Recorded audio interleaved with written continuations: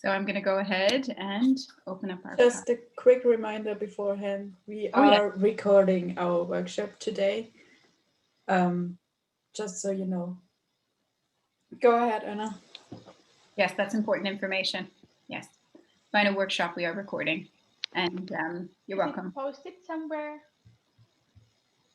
It should be posted on somewhere or like? Good question. Do you know, Leah? I think it would be on the website. Yeah, I think so too. I think they said the website. I'm not sure if it's posted on social media. I don't think so. Recordings from last year were posted on the Facebook page. Some clips of each section, I guess, is sort of like documentation also for funding and this sort of thing as well. So. Okay, good to know. Thank you. Thanks. So here we go.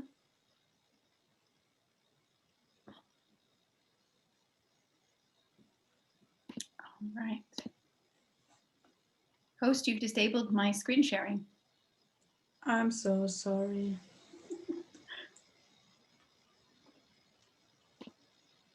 There we go.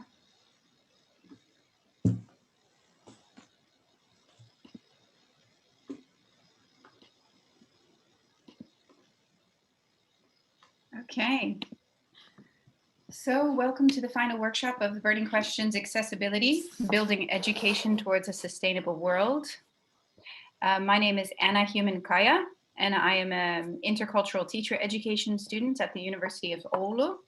I've previously studied international studies and anthropology, and I've worked for about a decade in early childhood education and some primary in Turkey and in Finland.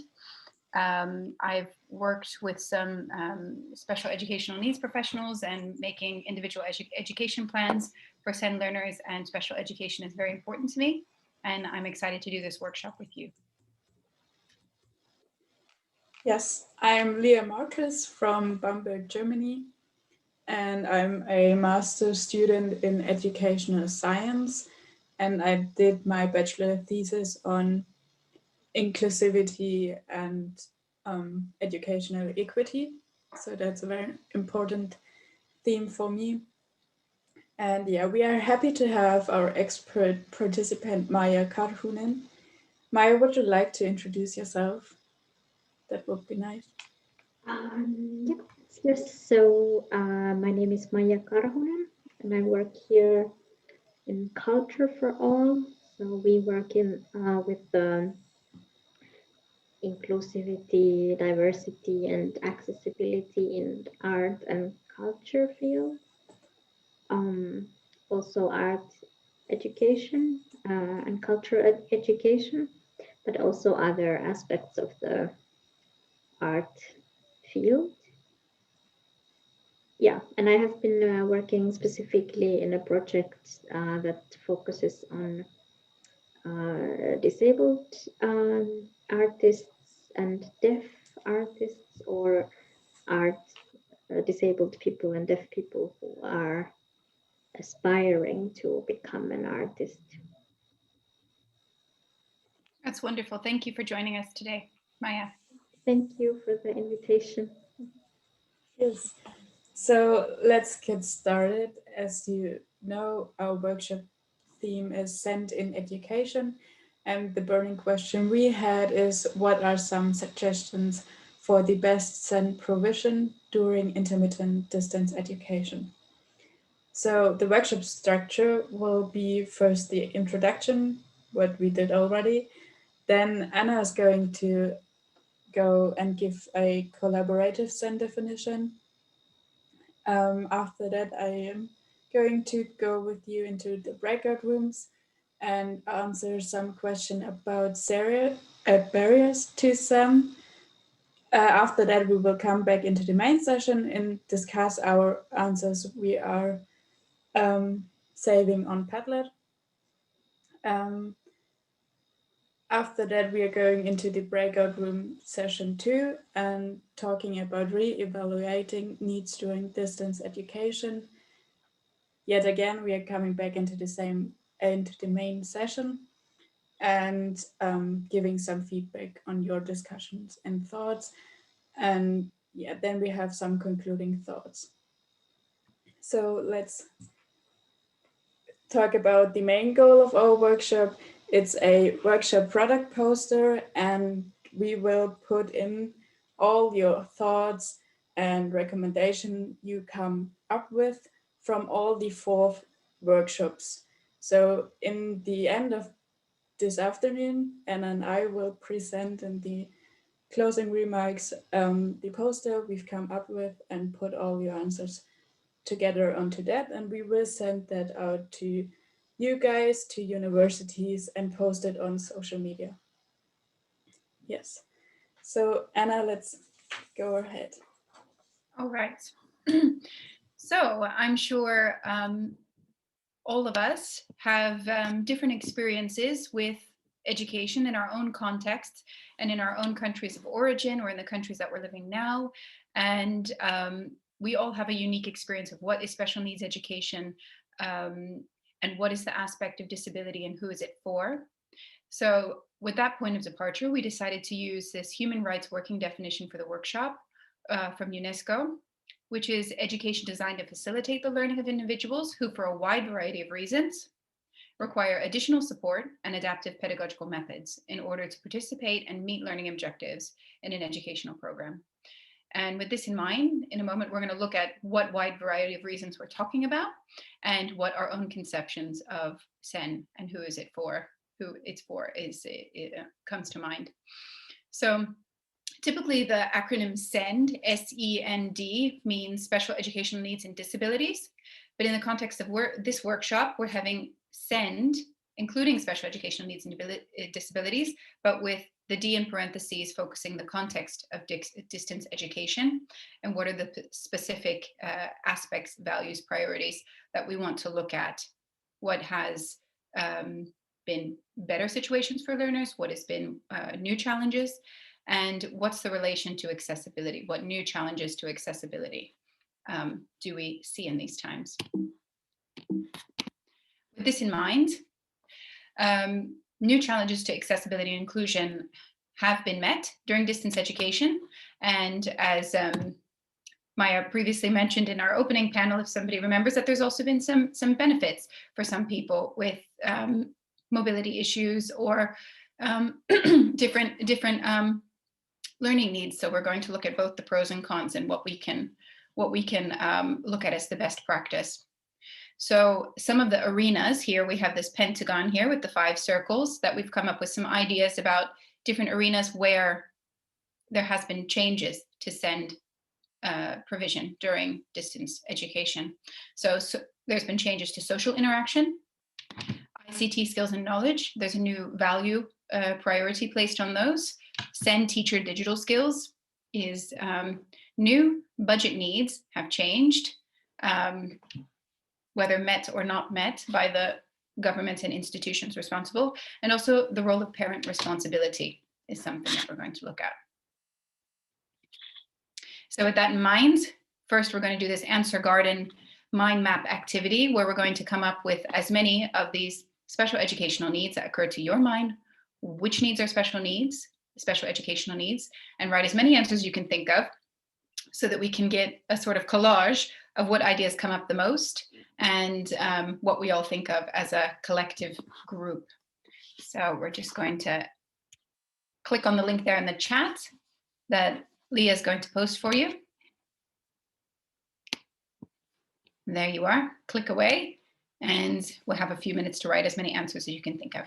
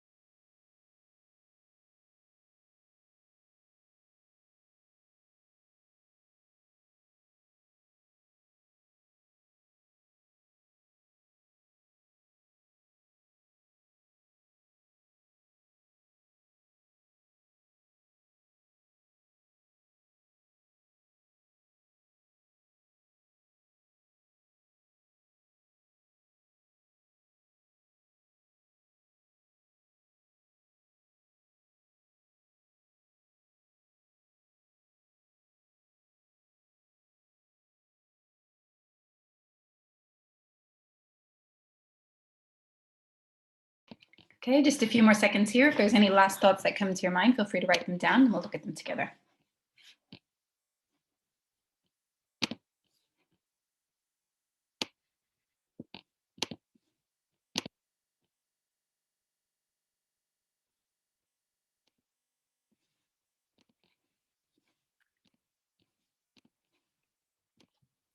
All right, and it's so cool because now this is the 4th workshop, and every single workshop we've done, the collage looks different. The very first workshop we did, emotional needs, was the main topic that came to mind, and here we can see that emotional needs and physical disability are the ideas that came up the most, or mentioned the most, 2 of each, and I think that's really interesting, in particular when we're talking about special educational needs, because sometimes the emphasis is put on learning physical aspects or mental aspects, but the emotion aspect is perhaps just as important and holds maybe some of the main stuff that we need for motivation. So thank you everybody for participating in that. And now, hold on a second. There we go. Yes, so we are going into the breakout rooms next. And in the first breakout room, we are going to talk about what does SEND provision look like in the country where you are from, and how can we remove the extra barriers to SEND provision in the time of distance education. And please make sure to record your highlights from the discussion on Padlet. Anna's going to post a link in the chat in just a second. And we are also going to divide you guys into 2 different groups. We have the student perspective and the teacher perspective.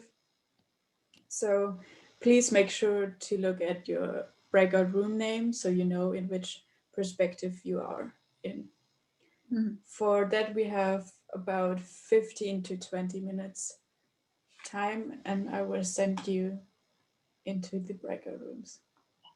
Please remember that everybody can write and contribute. You don't have to have 1 or 2 people writing the whole time. Everybody's thoughts are very valuable, and we're going to add them to the poster at the end. So have a good discussion.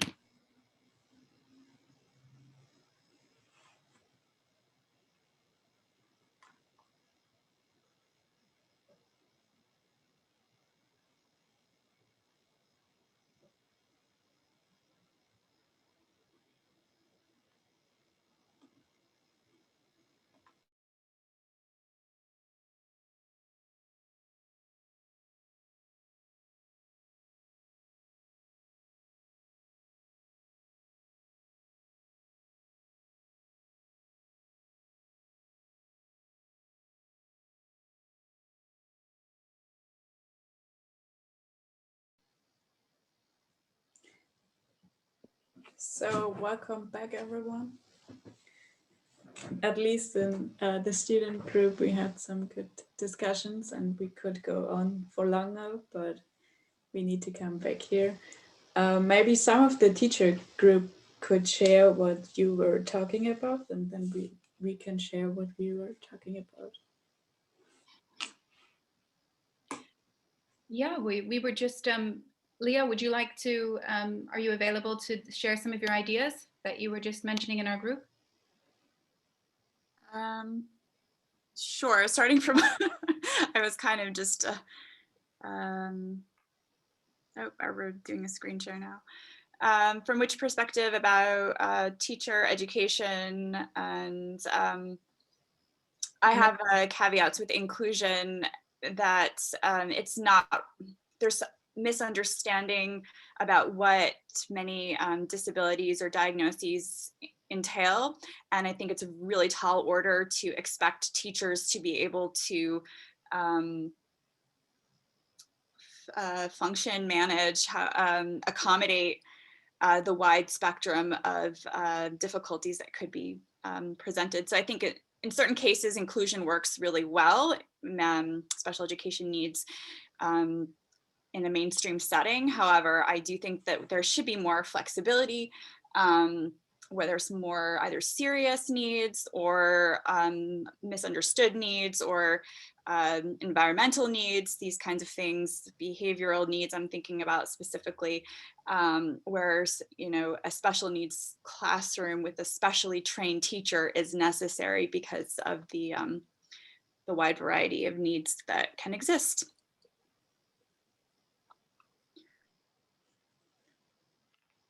Anna, you are muted. Oops. Yes. Good to say.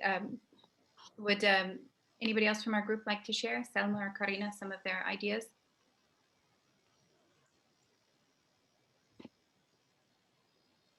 Shall I? I'll just sum up with what was mentioned here. We talked about predominantly the Finnish context and then the context in England, and there was a pretty positive impression from our group's side on the inclusion of different learning types within a contained classroom, provided that teachers have enough training and there's enough resources. And sometimes certain students are not able to access certain parts of a building, so they might be confined to one part of the building, whether if it's handicap accessible or whether it's better equipped for auditory or visual impairment. So they might only be able to use a part of the facility, but for the most part, that was there. But we agreed that there needs to be much more teacher training in general, and that SEN education needs to be a part of all teacher training, much more emphasized, as it is valuable for all learners, not just those with special educational needs, and is more and more a part of our realities in the classroom.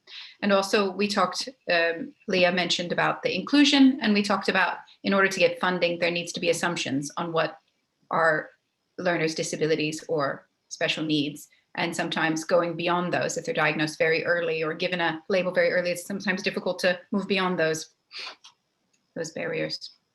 So, yeah. Yes, those are very good points. Does someone from the student group wants to share our thoughts, because we did had some similar thoughts?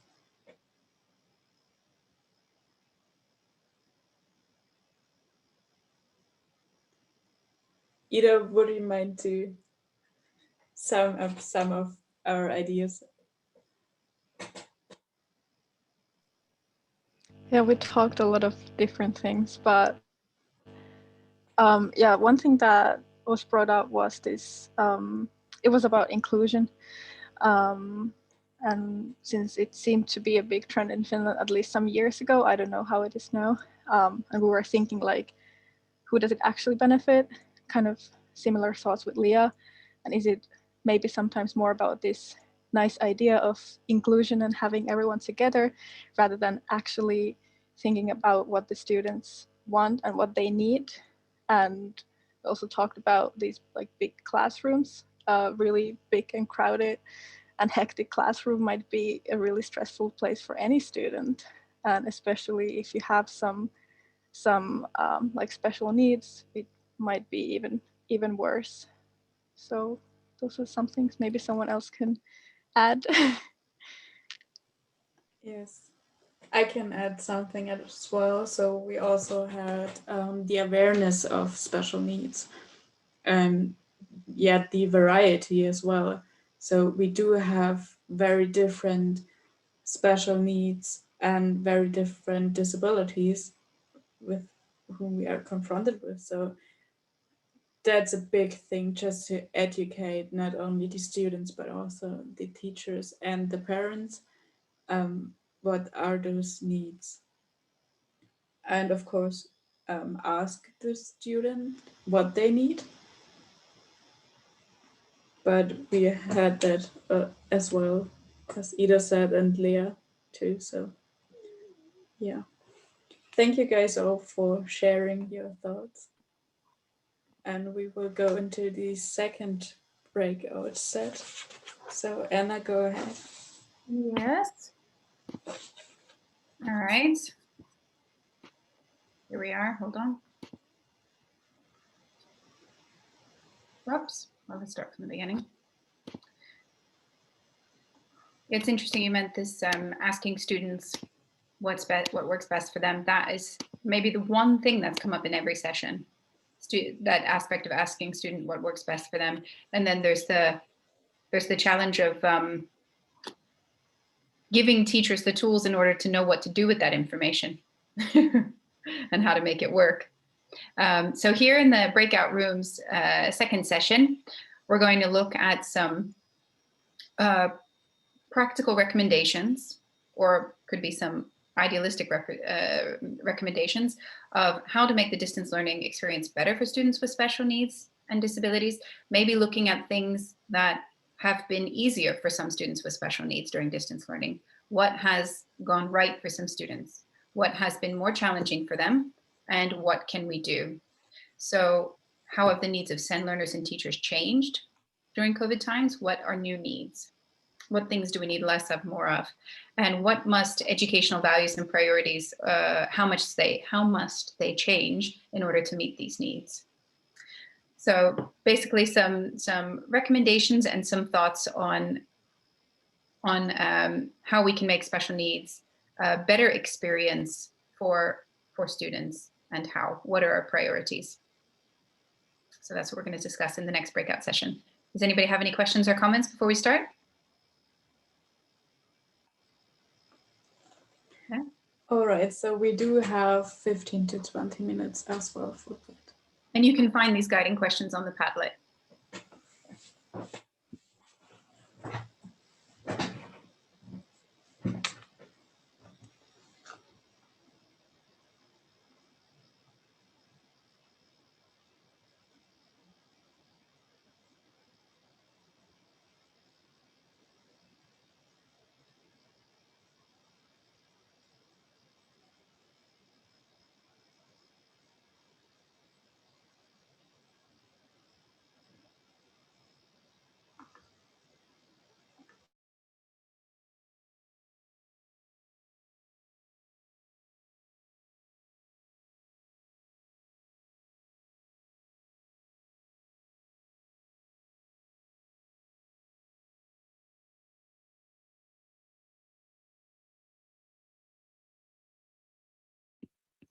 Welcome back, everybody.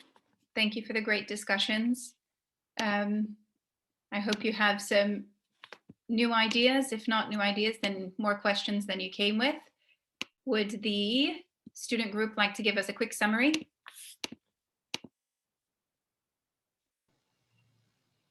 Yes, I can talk about the main thing we talked about, and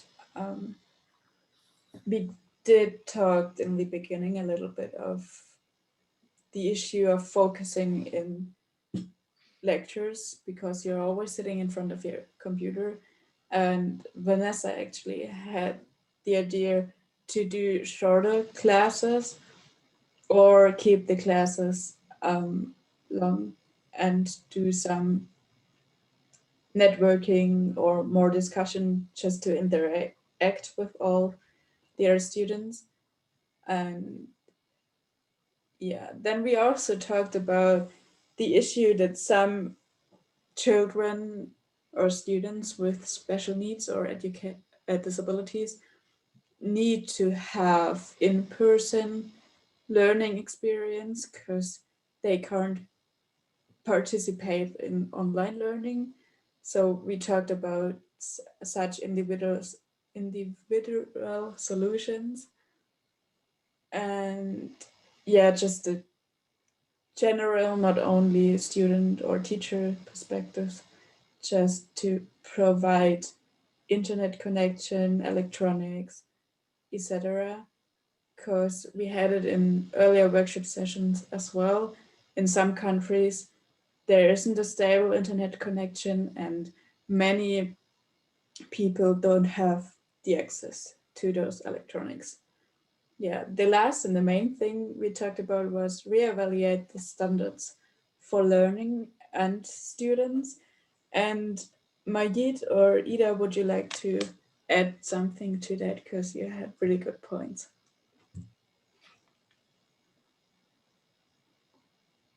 Well, something that I said is that like during this time when there's a lot of like suffering and struggling, like maybe we need to put these really like harsh ideas of like what is a good student and what are good grades on side, and focus more on like empathy and like getting through this difficult time.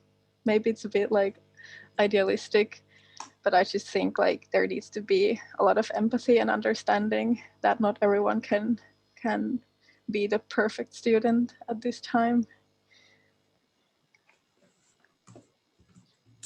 That's a really, the point was that we are chasing the ideal student, and knowing that the amount of cases we have worldwide in the countries and the suffering that is going on everywhere, there would be a lot of students who wouldn't be able to perform in a situation that is not normal anymore. That's something that they knew. Despite of humans being adaptable, there will still be a lot of loss. There's definitely a lot of loss around the world where people somewhere in the network has lost somebody, and that affects them in a way or another. But in this case, what we're talking about, also something that we could change in the educational mindset of values, perhaps change values, not to focus too much on having emphasis on standardized testing, or what are we expecting the students to achieve in the end? Is it scores or is it knowledge? Because we also talked about there are some countries who completely suspended education, while some of them integrated technology immediately. And when they did integrate technology immediately, they didn't put emphasis on scores. And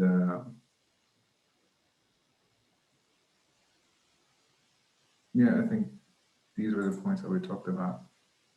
But also was about the fact that the educational institutions could, let's say, not compare with each other, even though it is inevitable, because these are in the end controlled by politicians, and the political opinions or the objectives are very different.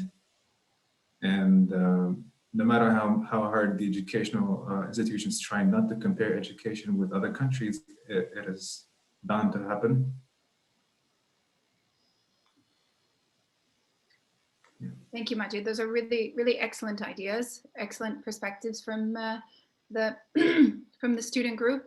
I think the ideas about empathy and about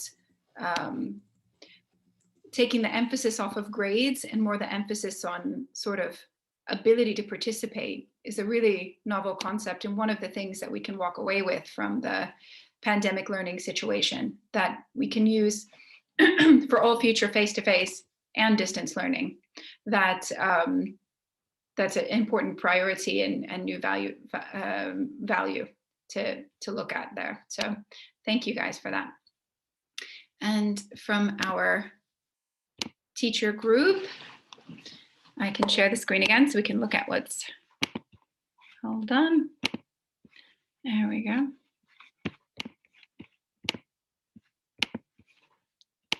Do you guys see the Padlet there? Yes, we do. Okay, good. Yes. So here we talked about lots of different things, but we have 3 different recommendations written there. Karina, would you like to mention this aspect of stimulating students, challenges to stimulating students? Yeah, so I said it is difficult, or more difficult, I think, to keep students' thoughts of wandering off, or students, playing with a laptop or something, because all you can see is a student looking into the camera of the laptop or an iPad or whatever they're using, tablet, but you don't always know exactly what they are doing, if they're still following, if they're still paying attention, and so on. So you have to plan different activities than you would do in a classroom to keep the students' attention. Yeah, definitely. So finding different strategies to motivate learners and reconceptualizing that aspect of education, which can have positive effects, similar to what the other group said, to both face-to-face and distance learning. Is there anything you'd like to add, Selma?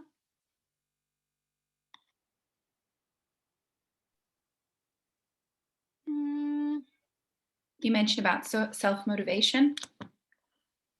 Yeah, that's a difficult thing, because like I feel like we're always talking about like how we need self-regulation skills and like to be able to self-motivate, but like it doesn't actually go to like how to do that.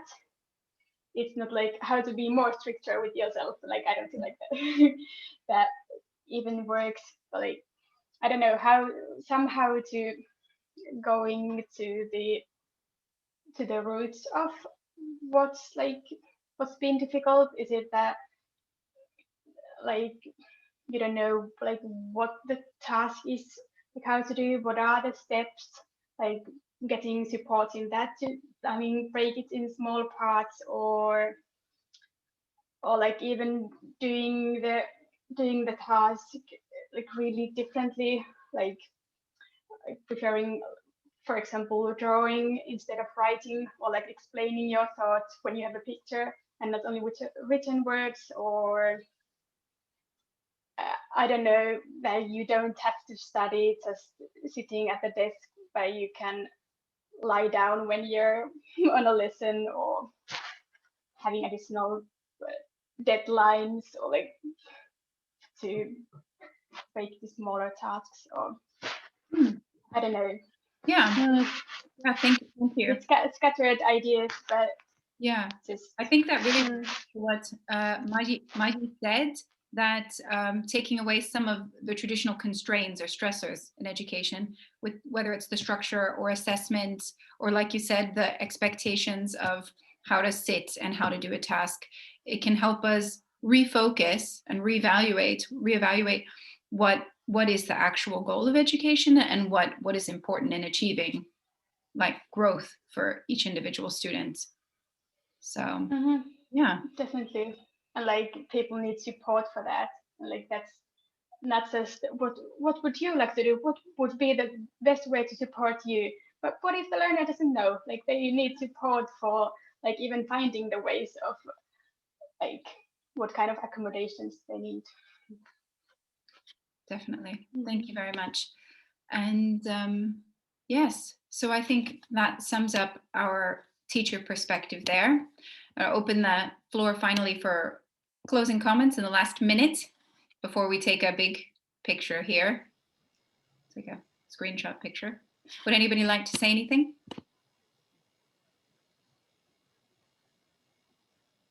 Well, thank you so much for your wonderful comments and your input and your patience as we talk about these things that could be exciting but also sort of difficult to grasp. And we're going to take your ideas and add them to the poster that will have all of the ideas of the workshops together, and that will be available so that you can see what our thinking has put together there all together. Do you have any closing comments, Maya, that you'd like to add? No, I think it was very interesting to hear your perspectives. You have very different knowledge than what I have. So I'm not sure if I was the right person to be here, but you definitely were. Yes. But you are educators, so that was also very interesting for me to hear from that point of view. Thank you very much for joining. Thank you very much to all of you. And if you'd like to be in the picture, go ahead and open your camera. I'm going to take a screenshot of all you lovely people. So, last call for cameras. Hold on. We got 1, 2, 3. There we go. Thank you. Lovely. And now, is it Leah? Do we have workshop feedback? Is that the next? Hold on. Let's see what's on the schedule here. We do have a 20-minute break, and from 2:40 to 3:15 we do have workshop reflection and conversation. So if you want to continue the discussion, you can join us in the main BQ Zoom session. In some of the breakout rooms, we do have a breakout room for our workshop. You can join us over there, and then we can continue the conversations. If you want to make any further comments or give us feedback, then please go to our website. It's burningq.com. And then in the forum section, there is a section specifically for our workshop, and I put the link to that section into the chat. Yes, and we have our closing panel discussion at 3:30 to 4:30. So that will be nice as well to sum up our thoughts of this 2 days. So thank you again to everybody, and hope to see you sometime, some space. Thanks, guys. Thank you. Take care. Bye. Thank you. Bye.